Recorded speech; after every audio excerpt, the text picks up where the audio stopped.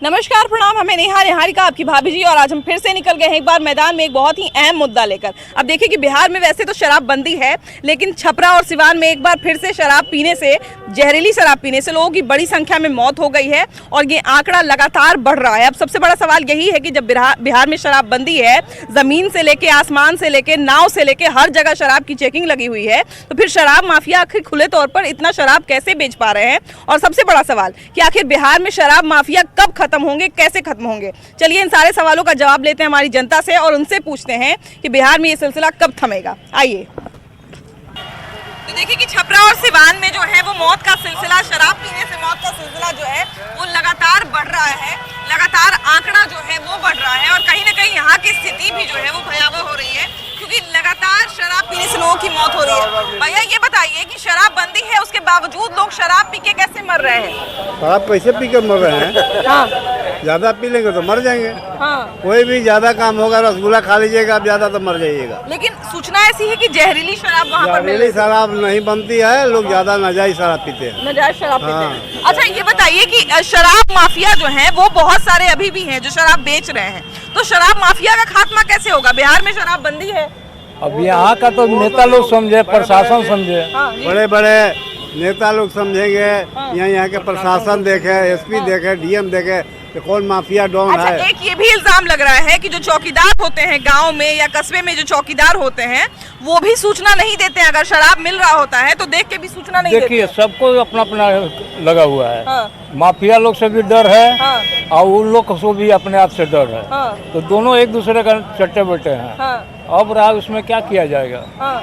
लेकिन बात यह है कि शराब बंदी यहाँ पे हो गई है, शराब यहाँ पर जरा भी अगर कहीं मिलती है तो बहुत बड़ा क्राइम माना जाता है, लेकिन यहाँ पर लगातार शराब पीने से मौत पहले भी हुई है, पहले भी 100 का आंकड़ा जो है लगभग पार कर गया था और अभी फिर से जो है वो आंकड़ा लगातार बढ़ते जा रहा है। ये स्थिति कितनी भयानक होगी इसका अभी कोई अंदाजा नहीं है। देखिए सबसे बड़ी बात है कि शराब बिहार में बंद है और उसको लेकर के प्रशासन या सरकार के तरफ से पूरी तरह से प्रयास है कि शराब किसी तरह भी किसी कोने में ना पहुंचे। फिर भी बावजूद तस्कर हैं, जो माफिया हैं, शराब ला रहे हैं, विदेशी शराब ला रहे हैं अन्य स्टेट से और ला करके यहाँ सप्लाई कर रहे हैं। उसके बाद यहाँ चुआऊ शराब जो है और जो स्पीड से बनने वाले हैं, स्पीड से बना करके शराब बेचा जा रहा है, जिसका कोई लिमिट नहीं है। उसका मात्रा होता है बनाने का, सरकार बना कर बेचती है, लेकिन उसमें कोई मात्रा नहीं है। वो लोग इसी तरह ज्यादा नशा करने के लिए बनाकर बेच देते हैं और उसी से लोगों को, पीने वालों की मौत हो जाती है। शराब से बदलाव आया है। सरकार ने शराबबंदी कर दी। अब हमारा अब उसको इम्प्लीमेंट करना हमारा काम है। उसको इम्प्लीमेंट करना, पुलिस को इम्प्लीमेंट करवाना पुलिस का काम है, जनप्रतिनिधियों का काम है। लेकिन आप निचले स्तर पे जाएंगे और आप कैमरे से हटकर अगर आप बात करेंगे तो जितने सफेद पोश लोग हैं जो निचले स्तर पे हैं, वह शराब से जुड़े लोग हैं, शराब के कारोबार में जुड़े लोग हैं। उनका पैसा लगा होता है। जो बड़े बड़े शराब माफिया हैं वो पर्दे के पीछे से शराब को आर्थिक मदद करते, शराब कारोबार की मदद करते हैं। शराबबंदी पर भी, शराबबंदी की जो है वो बार बार बात की जाती है, बार बार जो है बड़ा बड़ा वादा किया जाता है, लेकिन शराब पीने से इतने लोग मर गए। सबसे पहला सवाल तो शराब माफिया का खात्मा कब होगा? और दूसरा ये कि बार बार जो है ये पुलिस प्रशासन और शराब जो माफिया हैं उनके संबंध के बारे में कहा जाता है कि इनके बीच में साठगांठ है, जिसके कारण शराब पकड़ा नहीं जाता है। सही बात है, पुलिस से साठगांठ और उन प्रशासनिक पदाधिकारियों के सानिध्य में ही ये सब काम होता है। क्योंकि एक पुलिस जब टाइट हो जाती है तो सारा स्थिति बदल जाता है। बिल्कुल। और वही पुलिस जब किसी से मिल जाती है तो वही सारा काम उल्टा हो जाता है। और यही मिलने के कारण ही, वहाँ साठगांठ के कारण ही, पुलिस पदाधिकारियों के मिली भगत से ही वहाँ काम होते हैं। छोटे स्तर पे जो लोग पीते हैं और मरते हैं, इस तरह की जो घटनाएं होती हैं, ये जरूर ही पुलिस पदाधिकारी और उस तरह के जो अधिकारी हैं इससे जो मिले जुले हैं उनकी ये नाकामी है। पुलिस को क्या बताएंगे? पुलिस ही तो कमीशन लेके काम करती है, पुलिस ही करवाती है। पुलिस खुद ही कमीशन ले रही है। हाँ, पुलिस ही कमीशन लेते हैं, वही माल छोड़ती है। वही लेना देना सब होता है। सब बड़ी बड़ी संख्या में जब शराब का खेप पकड़ाता है भैया, तो पुलिस को ये जानना चाहिए ना कि खेप कहाँ से आ रहा है। पुलिस प्रशासन को A to Z मालूम है, ऐसी बात नहीं है। जब बड़ी बड़ी संख्या में शराब पकड़ाता है, अभी एक भैया बता रहे थे कि बड़ा बड़ा शराब पकड़ाता है, बड़ा बड़ा स्पिरिट पकड़ाता है, बड़ा खेप एकदम, तो प्रशासन तो ट्रक पकड़ती है और छोड़ती है। तो पुलिस पता नहीं करती कि शराब कहाँ से आ रहा है, कौन तो बेच रहा है, दिखावे के लिए फोड़ती है। हाँ। थाने में ले जाकर दिखावे के लिए फोड़ती है। हाँ। उसको तो ऑलरेडी मालूम है। हाँ। अच्छा, इतना सरकार को जानकारी है भैया हमें आपको जानकारी है शराब माफिया के बारे में कि कौन क्षेत्र में शराब माफिया है, कौन क्षेत्र में नहीं है। सरकार को मालूम नहीं है कि शराब माफिया कहाँ है, फिर शराब माफिया को क्यों नहीं खत्म कर रही है? सरकार की जिम्मेदारी बनती है कि इसका अपने ऊपर नैतिक जिम्मेदारी लेते हुए मुख्यमंत्री को कड़ा से कड़ा डिसीजन लेना चाहिए इस पे। नैतिक जिम्मेदारी उनकी पहले भी बनी थी और उन्होंने अपने नैतिक जिम्मेदारी का निर्वहन भी किया था। रेल मंत्री होते हुए जब दुर्घटनाएं हुई थी तो उन्होंने इस्तीफा दिया था। ऐसी एक घटना हुआ था तो मुख्यमंत्री रहते हुए भी उन्होंने इस्तीफा दिया था। और अब शराबबंदी करके रखे हुए हैं, बार बार उसका रिव्यू नहीं कर रहे हैं कि पब्लिक क्या कह रही है, पब्लिक में उसकी क्या शराबबंदी आज जरूरत है या भी नहीं है। और सारा आपका प्रशासन, पुलिस तंत्र केवल शराबबंदी में लगा हुआ है, शराबबंदी को पकड़ने में लगा हुआ है और यहाँ पे जंगल राज बढ़े जा रहा है। और जब शराबबंदी की चर्चा चल ही रही है तो हम जिक्र करते हैं तमाम राज्यों का जहां पर शराबबंदी हुई लेकिन फैसला वापस ले लिया गया। अब चाहे हरियाणा की बात करें, चाहे कहा जाए मिजोरम की बात करें, चाहे आपकी तमिलनाडु की बात करें, ऐसे कई राज्य हैं जहां पे शराबबंदी की तो गई लेकिन सफलता नहीं मिल पाई और उसको वापस ले लिया गया। अब सबसे बड़ा सवाल यही है कि बिहार की तरह उन तमाम राज्यों में आखिर ऐसी क्या दिक्कतें आ रही थी, आखिर ऐसे क्या मुश्किलें आ रही थी जिसके कारण शराबबंदी सफल नहीं हो पाई। बहुत धोखा किए हैं, काहे कि सब बिचौलियों का और बड़े बड़े ठेकेदारों का पूंजी बनाने का ही जरिया बन गया है। पूर्ण रूप से दारू मिलता नहीं है और जहां खोजिए वहां भी हाजिर हो जाता है। हमारे मंतव्य से दारू खुल जाना चाहिए, क्योंकि खुल जाता तो जिसके पास पैसा होता वही पीता। ऐसे आदमी भट्टी में पी रहा है, इधर पी रहा है, जहरीला शराब पी पी के मर रहा है। सरकार इस पर तो कोई ध्यान दे नहीं रही है। इस चलते शराबबंदी विफल है मैडम मेरे अनुसार। अच्छा, शराबबंदी विफल है ये तो बात कहने की जरूरत नहीं है, क्योंकि ये जो आंकड़ा हम लोग देख रहे हैं कि इतना आदमी मर गए, इतना आदमी मर गए, ये तो साफ दिख रहा है कि शराबबंदी फेल हो चुका है। लेकिन बात वही है कि हम लोग हरियाणा की बात कर लें, चाहे मणिपुर की बात कर लें, चाहे कहीं की बात कर लें, जहां जहां शराबबंदी हुआ वहां पर जो है वो शराबबंदी वापस लेना पड़ गया, शराबबंदी का फैसला वापस लेना पड़ गया, क्योंकि बहुत मुश्किल भी आया, जनता का भी विरोध हुआ और उसके बाद ऐसी स्थिति बन गई। अब बिहार में देखिए कि लगातार ऐसी स्थिति बन रही है, तो शराबबंदी सफल क्यों नहीं हो पाती है कहीं भी? सरकार को मेरे समझ से सरकार को बीते कुछ स्टेट में जो बंदी हुई फिर वापस लिया गया, उस तरह का आगे भी होना चाहिए। हरियाणा सबसे बड़ा उदाहरण है। जी, तुरंत वापस ले लिया गया था, हमको लगता है 2 साल या 3 साल के अंदर जो वापस ले लिया गया। जो भी हो सरकार को उससे कुछ सीख लेना चाहिए। तो आखिर वापस लेना क्यों पड़ जाता है, आखिर ऐसा क्या बात है? इसमें जनता का पूर्ण सहयोग नहीं होता है। नहीं हो पाया, जिस कारण वापस ले लिया गया। दारू बंदी के साथ स्मैकियरों की संख्या बढ़ गई। और स्मैकियर चोरी, लूट, मर्डर, स्मैकियर मर्डर भी कर रहे हैं। हाल में ही दानापुर में एक घटना आया है, मतलब 2 लोगों को घर में घुसकर वो लोग चोरी के घटना में मार दिया। तो जब तक दारू चालू हो जाएगा तो स्मैकियरों की संख्या घट जाएगी। इस पर सरकार को कुछ करना चाहिए। हम ही नहीं कह रहे कि दारू चालू कर देना चाहिए, लेकिन रास्ता कुछ निकालना चाहिए। बिल्कुल सही कह रहे हैं। या तो पूर्णतः बंदी करना चाहिए और नहीं तो इसको चालू करना चाहिए। अच्छा, देखिए कि शुरुआत में जो है भैया पुलिस वाले भी सस्पेंड होते थे, है ना? माने जाए अगर उनसे शराब पकड़ा गया, उनके क्षेत्र में पकड़ा गया और उनके जो है आंख के नीचे से अगर निकल गया तो पुलिस वालों को भी जो है सस्पेंड होना पड़ता था, पुलिस वालों को भी जो है वो फरमान जारी उनके खिलाफ भी हो जाता था। लेकिन अब तो पुलिस वाले पर ही सबसे ज्यादा आरोप लगता है। देखिए पुलिस क्या करेगा? जब तक किसी गाँव में मुसहरी है, जाता है पुलिस पकड़, नेता लोग ईटा ढेला चलाता है और जो अच्छे लोग हैं वो सहयोग पुलिस का नहीं करते हैं। तो पुलिस अकेला जब तक ग्रामीण नहीं चाहेगा तब तक दारू बंद नहीं होगा। और ग्रामीण कैसे चाहेगा भैया? मान लीजिए कि हमारे गोतिया में 4 लोग शराब बनाते हैं, तो हम अपने गोतिया से काहे के लिए बैर लेंगे? कंप्लेन करके हम काहे के लिए बैर लेंगे? वही तो मेन मुद्दा है ना? वही सब मिलके मारने लगे। हाँ, तब उसी को मारने लगेगा। बाद में पता चले कि चला गया, पुलिस तो चला जाएगा, वहाँ से पुलिस भट्ठा उठा तोड़ के चला जाएगा। उसके बाद जो है ग्रामीण का आक्रोश उस पर फूटेगा जो सूचना दिया है। शक में कितना बार जो है मारपीट हो जाता है, मर्डर। शक में भी बहुत बार मर्डर हुआ है, गांव में आपसी रंजिश में माथा फूटा है, केस हुआ है। लेकिन सरकार भी और पुलिस भी जो बताता है या कुछ करता है उसका सहयोग नहीं करता है। कहा जाए कि हमारे तो वैसे तो पूरे भारत में जो है वो दुर्गा पूजा होता है, पूरे भारत में हम लोग बहुत धूमधाम से माता का विदाई करते हैं। इतना प्रेम से विदाई करने जाते हैं और फिर क्यों झगड़ा हो जाता है, क्यों उस पर जो है वो असामाजिक तत्व टूट पड़ते हैं और क्यों इस तरह की मानसिकता काम करती है? यहाँ पर तो गढ़हनी में चाहे किसी संप्रदाय का कोई त्योहार होता है, चाहे हिंदू का हो चाहे मुसलमान का हो, दोनों समुदाय के लोग बिल्कुल शांतिपूर्ण ढंग से दोनों त्योहार को मनाते हैं। दोनों समुदाय के लोग हर त्योहार में एक दूसरे के सपोर्ट करते हैं, सहयोग करते हैं। यहाँ पर तो कभी नहीं हुआ है त्योहार में, खास करके त्योहार में। अब अन्य जिलों में जहाँ तक हो रहा है तो उसमें कुछ सांप्रदायिक लोग जिनका मतलब उसी से लगाव है, उनका यही चरित्र है। एक साथ मिल करके फेस्टिवल को मनाते हैं, उसमें शिरकत करते हैं। यहाँ तक कि हर त्योहार में हमारे ईद हो, बकरा ईद हो, मैं मुस्लिम धर्म से बिलोंग करता हूँ, देखते हैं कि दूसरे समाज के लोग जो भी सामाजिक कार्य करता है वो मस्जिद के गेट पर खड़ा रहते हैं आपको इस्तकबाल करने के लिए है। और अभी अभी जो पूजा पंडाल यहाँ हुआ है तो रमीज नाम के एक लड़का है, उनको भी हम लोगों ने देखा कि उस ये क्या दुर्गा माता के ये में सचिव का काम किए और 24 घंटा सप्तमी से लेके और भसान तक को एक पैर पर, और उनके समाज के साथ अन्य लोग भी मुस्लिम समाज के एक पैर पर खड़ा रहते हैं।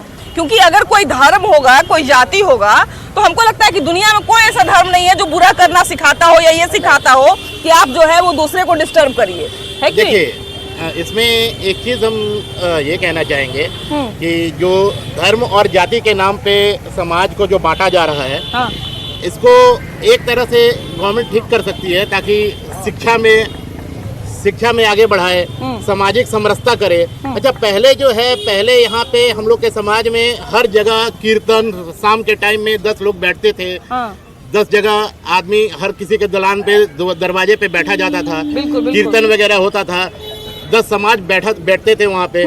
बट वो आजकल नहीं हो रहा है, जिससे जो हमारा जो सामाजिक समरसता है वो बिगड़ते जा रहा है। और इस वजह से कोई किसी को कुछ और बोल रहा है, कोई किसी को और बोल रहा है, और वो जो है वो डायरेक्टली इसमें इंटेंगल नहीं है, बट फिर भी जो है वो दूसरे के कहने के अनुसार जब ये चीज़ें घटती हैं तो वही जो है वो सामाजिक जो यहाँ पे किसी भी तरह का विवाद होता है, इसी का बेस कारण यही है। यदि किसी समाज में हम शिक्षा को मजबूत कर दें, सामाजिक समरसता को हम आगे बढ़ा दें, तब ये घटनाएं नहीं घटेंगी। लेकिन ऐसे बहुत सारे लोग तो हैं भैया जो इस तरह का काम करते हैं, है कि नहीं? अगर इस तरह का समस्या आ रहा है और वो भी हर साल आता है, तभी तो हम लोग इस पे बात कर रहे हैं, नहीं तो करते ही नहीं। तो सामाजिक तत्व लोग हैं जो इन लोग का काम ही है माहौल बिगाड़ना। ऐसे लोग को प्रशासन को चिन्हित करके कार्रवाई करना चाहिए ताकि आगे सुधार हो। इस पर ध्यान देना चाहिए ताकि कोई भी पर्व हो, हिंदू का हो, मुसलमान का हो, तो अच्छे तरीके से संपन्न किया जा सके। ये भी है ना कि मान लीजिए बाई द वे अगर कोई गैर लड़का जा रहा है और जुलूस में एक्सीडेंट भी हो गया, बाइक से लग गई भीड़ की वजह से, तो उस पे और जितने मेंबर होते हैं सब टूट जाते हैं। तो ये क्षमता नहीं होती है उनमें। दूसरी बात, असामाजिक जो हैं वो तो चाहेंगे कि यहाँ पे मार हो, ये हो।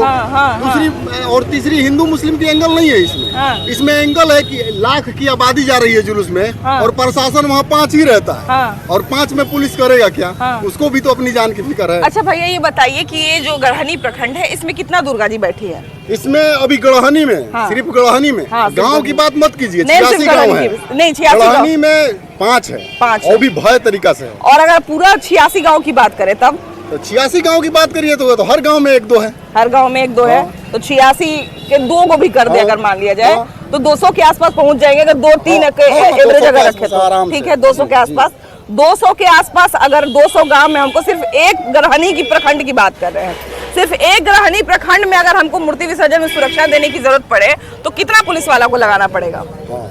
ये बात सही बोली है। और उसके बाद पूरा बिहार में कितना को लगाना पड़ेगा? गढ़हनी में पूरा पहले तो आरा जिला पे बात आ जाते हैं, भोजपुर जिला पे आ जाते हैं। तो बात सही है आपकी। तो पूरा पुलिस प्रशासन, सुनिए, भोजपुर में एक ऐसा इकलौता गांव है गढ़हनी, आज तक जुलूस भी जैसा में या कोई भी जुलूस में आपस में ही लोग समझ लेते हैं, अगर हुआ भी है छोटा मोटा तो। लेकिन ऐसा नहीं है। हम खुद मुस्लिम हैं, खुद हम हनुमान चालीसा पढ़ते हैं, खुद हम गायत्री मंत्र पढ़ते हैं और खुद पूजा की नियमों का पालन करते हैं। ये सब उदाहरण है ना, ये सब उदाहरण है कि इससे जो है लोगों को सीख लेनी चाहिए, लेकिन लोग इससे सीखते नहीं है, लोग इसको सुनकर भूल जाते हैं। हम आपसे बता रहे हैं, यहाँ के लोग भी ऐसे हैं, ये नहीं कि ये मुस्लिम है तो नहीं रहेगा। ऐसा है कि हम लोग वहाँ पे लोग को शांत कराते हैं। कुछ असामाजिक है तो असामाजिक है, और सजा की बात है तो उनका सजा क्या है? वो तो उसी सजा में पल रहे हैं। एक बात बताइए, कोई रास्ते में जा रहा है, मैं गाली दे दिया तो मेरा फितरत हो गया ना गाली देना। तो आज जो है ना हमारा यही जरूरी मुद्दा है कि हम जो लोगों से बात करें और जरा उनसे जाने, उनका विचार जाने कि आखिर बिहार के लोगों को फुहड़ डांस इतना क्यों पसंद आता है। देखिए भैया हमारे साथ हैं, इनसे पूछते हैं कि भैया ये बताइए कि दुर्गा पूजा हो, चाहे काली पूजा हो, चाहे सरस्वती पूजा हो और चाहे बारात हो, आजकल हर चीज में लोगों को जो है वो नाच देखना है। आप वही फुहड़ डांस है ना, फुहड़ डांस जिसको गंदा गंदा गाना पे डांस लोग करते हैं। हम लोग के यहाँ जो असोई में हुआ है हाल ही दुर्गा पूजा के भसान के एक दिन के बाद, जिसमें हुआ क्या कि लोग देखने आए रात को 11 साढ़े 11 बजे में, मारधोड़ किया, मारपीट भी किया, एक दो कपार भी फोड़ दिया। मारपीट होता है, गोली तक चल जाता है। चलता है गोली तक। तभी लोगों को देखना है, काहे? फिर वही लोग देखता ही है। काहे लोग इतना पसंद करते हैं फुहड़ नाच को, इतना लोग काहे पसंद करते हैं? मतलब पूजा होना चाहिए, पूजा के मतलब जागरण माता का होना चाहिए तो अच्छा लगता है। अब लोग डांस ज्यादा लोग पसंद करते हैं। पूजा के मतलब क्या है, पूजा में भगवान का भक्ति का गाना होना चाहिए, लोग ये पसंद नहीं करते हैं। क्यों बिहार के लोगों को नाच इतना पसंद आता है? नाच सबको पसंद नहीं आता है, लेकिन 2 4 10 ऐसा हर समाज में है कि अपना वो मतलब अथी करता है। 2 4 10 को भैया यहाँ भी नाच का अगर कभी भी नाच नहीं देखे हैं, ना देखते हैं। अगर पोस्टर लग जाए तो यहाँ लोग मार कर देगा भैया देखने के लिए। तो नहीं कहाँ चल गया, आइए। काहे लोगों को इतना पसंद आता है? अबे तो लोग ही जानेगा ना क्यों पसंद उसको आता है। पे भोजपुरी जितने हम लोग वासी हैं तो उस गाना को उस धारणा के व्यू में देख रहे हैं ना, कि मनोरंजक मान रहे हैं उसको, और वो अपने आप को मतलब सुपीरियर दिखाने के लिए, बल्गर फेमस होने के लिए जो अश्लील गाने को मार्केट में बजा रहे हैं। भैया ने कहा कि मनोरंजन के लिए देख रहे हैं। मनोरंजन का बहुत सारा साधन है, लेकिन फिर भी हमने जो है वो 4 लड़कियों को आधे आधे कपड़े में नचाना क्यों चुना? हम लोग को जो है इसी से मनोरंजन। देखिए ये इसको ज़्यादातर अभी का पब्लिक और यंगस्टर ना पसंद कर रहा है एक तरह से। आज लोग रील्स में ना छोटे छोटे कपड़े देखना पसंद करते हैं, लेकिन सोसाइटी में अपनी ही बहन को उस छोटे कपड़े में देखना पसंद नहीं करते। ये सोच है यहाँ के, बस यही है। दुर्दशा है कि एक तरफ हम देवी को पूज रहे हैं और दूसरे तरफ अधनंगी लड़कियों को नचा रहे हैं। कई बार तो अभी हम लोग दुर्गा पूजा में देख रहे थे भैया कि बगल में यहाँ पे माता का मंच बना हुआ है और उसके बगल में जो है वो नाचने वाला का मंच बना हुआ है। गवर्नमेंट स्टाफ है। गवर्नमेंट स्टाफ है। अच्छा, आप इसको गलत मानते हैं क्या? हाँ, गलत मानते हैं ना, है कि नहीं भैया? आप लोग क्या देखना पसंद करिएगा अगर इस तरह का होगा तो? कि बगल में माता का मूर्ति भी बैठा रहे और बगल में नाच भी होता रहे, तो आप लोग को देखना अच्छा लगेगा? नो मैम, हम लोग नहीं ना। मैम आप लोग अगर बड़े, मतलब अभी तो आप लोग बच्चे हैं, अभी तो वैसे भी आप लोगों को नहीं देखना चाहिए सब चीज, लेकिन अगर बड़े होइएगा तो कभी ये सब शौक करेगा? नो मैम, नहीं ना। देखिए कि यहाँ पर हम लोग जो है इतने सारे लोग हैं, सब लोग मना करें कि नहीं नाच देखना अच्छी बात नहीं है, लेकिन बावजूद अगर एक पोस्टर लग जाए कि नाच आने वाला है तो लोग भीड़ लगा देंगे। ये तो सही बात है, मानवीय प्रवृत्ति है कि लोग जो सोचते हैं कि मना मुँह से बोलते हैं कि नहीं करना चाहिए, लेकिन उनका दिमाग जो है कहता है कि देखो देखना चाहिए। हम तो एक गांव में जो है वो पहले भी बाबा इधर घूम गई, गांव में जो है पहले भी बाबा नाच आता था ना, नाच आता था, तो अभी नाच जो चल रहा है वो इतना ही गंदा रहता है एकदम। अब क्या कीजिएगा, अभी गंदगी के और लोग भाग रहे हैं तो अब करना क्या है, देखते रहिए। नहीं ठीक है, अब इससे तो ऊपर वाले ही जानते हैं कि ठीक है कि क्या है। अब लड़का बच्चा सब मानेगा भैया, देखेगा कि हम नाच देखने जा रहे हैं, तब न करप्शन बढ़ रहा है, तब न अत्याचार हो रही है। कैसे हो रहा है? हाँ भाई, सबका असर तो दिमागे पे ना तो पड़ेगा। बस कहीं भी भैया आजकल देखिए कि जितना गंदा नाच हो उतना ही भीड़ लगता है। जी बिल्कुल, है ना। कितना तो लोग मांग करते हैं, बहुत जगह पे तो हम लोग सुनते हैं कि जैसे जैसे रात होता है वैसे वैसे लड़की सब कम कपड़ा में नाचती है। हाँ, सही बात है, सही बात है। काहे ऐसा लोगों को पसंद आता है, क्या पता। और लोग आप देखे हैं कि नहीं? नहीं, हम नहीं देखे, नहीं देखे, कभी नहीं, कभी नहीं। सोनपुर तो आपके बगल में हम लेकिन नहीं देखते, आज तक नहीं देखे। नहीं सुने हैं कि सोनपुर में जब नाच आता है तो पूरा सब पैर भी लगा के जाता है। हाँ, पास लेके बिल्कुल, पूरा एकदम पैर भी लगाना 1 महीना पहले से शुरू कर देता है। हाँ, बिल्कुल। सुनते हैं कि जितना का रिश्तेदारी सोनपुर में रहता है सब अपना रिश्तेदारी के यहाँ पहुँच जाता है। हाँ, बिल्कुल सही बात है, नाच देखने जाना, बिल्कुल है ना। हाँ, तो वो भी एक अलग कहानी है। देखिए कि हम लोग जो है जब मौका मिलेगा तो हम लोग उसका भी कहानी आपको जरूर दिखाएंगे, लेकिन बात यहाँ पे ये है कि हमारे समाज को जो है अभी एक थोड़ा इधर आ जाइए, हम लोग जो है वो हम लोग हमेशा यही बात करते हैं कि बिहार कैसे आगे बढ़े, बिहार कैसे आगे बढ़े, और बिहार से थोड़ा सा बाहर जाइए तो लोग जो है वो कभी ना कभी आपसे बात में पूछ ही देंगे कि आप लोग क्या अभी भी नाच चलता है क्या जो पहले चलता है? मैडम ये जो भी बातें ये शिक्षा के अभाव में बिहार को हम लोगों को 10 15 20 सालों से पिछड़ा बना के रखा गया। नीतीश सरकार ने कभी इन सब चीज़ों पे काम किया ही नहीं। देखने में एंजॉयमेंट, सबको एंजॉयमेंट लगता है, एंजॉयमेंट के कारण जाते हैं। आते पैसे घर में रहे चाहे नहीं रहे, लेकिन बात बाकी सबको लुटाने में एकदम भैया ऐसा कैसा एंजॉयमेंट है कि गंदा गंदा गाना बजा के मेरे सामने कोई पूरा पब्लिक को एंजॉयमेंट मिलता है ना, पूरा पब्लिक जाती है, हम नहीं जाते। अगर हम मेरे साथ भी 2-3 फ्रेंड रहेगा वो भी जाएगा, सब एंजॉयमेंट। नाच रही है तो नाच, देखने वाला की क्या गलती है? नाचने वाला की गलती नहीं, नाचने वाला नाच रही है तो देखने वाला अक्सर जाएगा ना। अगर आप नहीं नाचिएगा तो वो अगला आदमी नहीं देखने जाएगा, वो माहौल ही नहीं रहता। जैसा माहौल है वैसा आदमी ढल जाता है। लोग नाचने के लिए बुलाते हैं, वही तो, अब पैसा देके लेती है तब ना देता है, देता है तो लेता है, नाचता है और एंजॉयमेंट सब करता है। तो भैया बाजार में तो जहरों मिल रहा है, तब लेके खा जाएंगे। खाने वाला तो खाता है, लेके खरीद के खाता है, सब नहीं ना खाता है, सब नहीं है। जो जाता है वो जिसको मौत का डर है वो नहीं ना खाएगा, नहीं खाएगा। तो वैसे ही जिसको अगर मान लिया अपने चरित्र हनन का डर है, वही सब चीज नहीं ना करेगा। तो जो जाता है तो वो तो देखने वाला जाएगा नहीं, हम किसको रोक सकते हैं? हम तो किसी को रोक नहीं सकते, जिसको एंजॉयमेंट। आप इसको सही मानते हैं? हाँ, इसको मानते हैं, सही मानते हैं, सही मानते हैं। जाने वाला जाएगा, अगर वो लोग नहीं नाचना बंद कर दे, पर्दा के अंदर रहे, तो हम लोग कैसे देखेंगे? हमारी संस्कृति को खराब कर रहा है और हम लोगों को जो है अपने समाज को बचाना है, इसको जो है बेहतर बनाना है। फिलहाल इस एपिसोड में इतना ही, अगले एपिसोड में हम लोग फिर से मिलेंगे एक नए मुद्दे के साथ, लेकिन तब तक के लिए बाय बाय।